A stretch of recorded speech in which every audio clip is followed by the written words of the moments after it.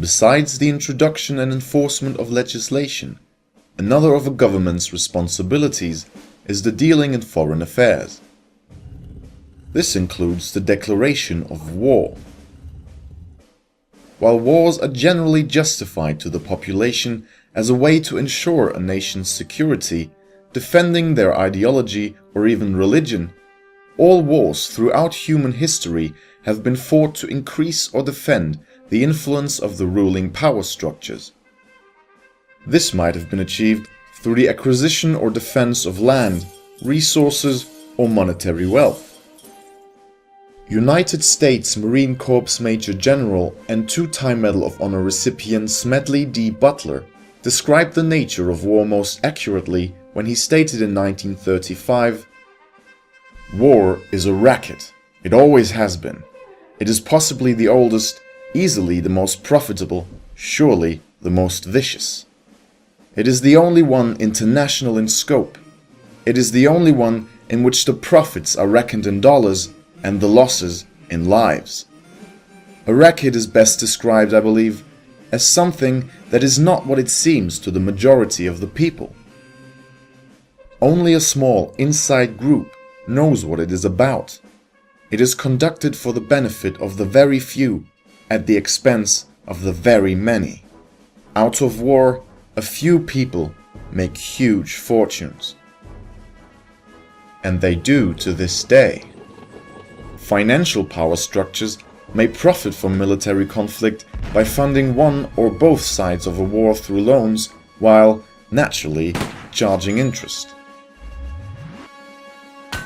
Corporate power structures can profit from war depending on the nature of their involvement in it. The arms industry obviously profits greatly from military conflict by a vast increase of demand of their products. A building company may profit from the destruction of a country's infrastructure by being involved in its reconstruction. Wars may also be fought to ensure the access of a nation's industry on foreign resources.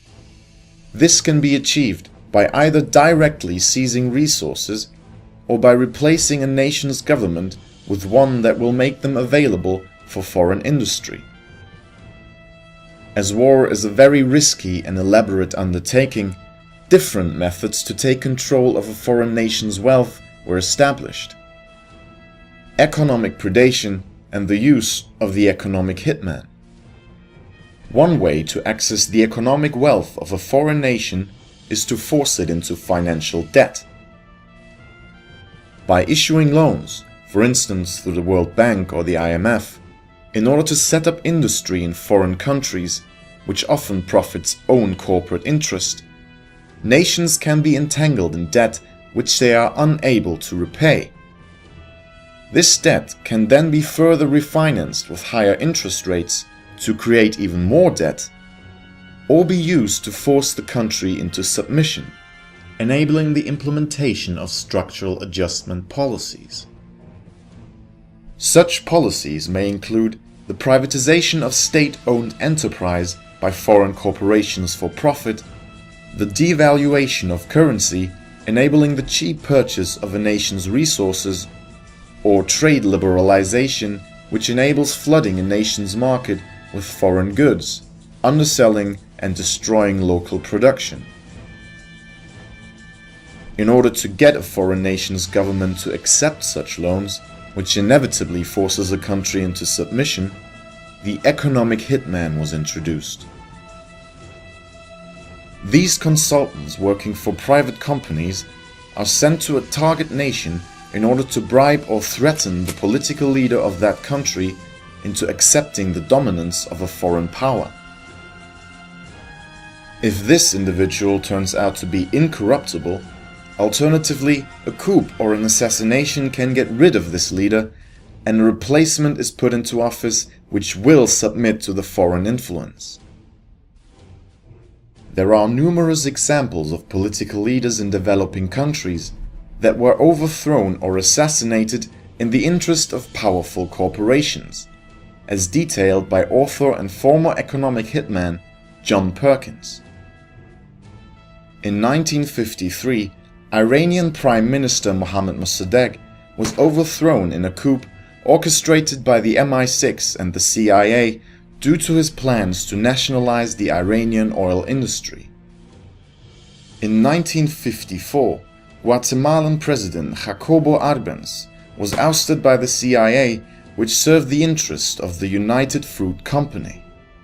Ecuadorian President Jaime Roldos and Panamanian de facto leader Omar Torrijos both died in plane crashes caused by bombs planted by the CIA in 1981. Roldos died for implementing policies which would direct profit from Ecuadorian oil to the Ecuadorian people and away from US oil companies. Torrijos was killed for forcing the United States to relinquish the Panama Canal back to the Panamanian people. If a country's leader can neither be corrupted nor removed from office, as was the case with Iraqi President Saddam Hussein, the final measure to gain control of a nation's resources is war.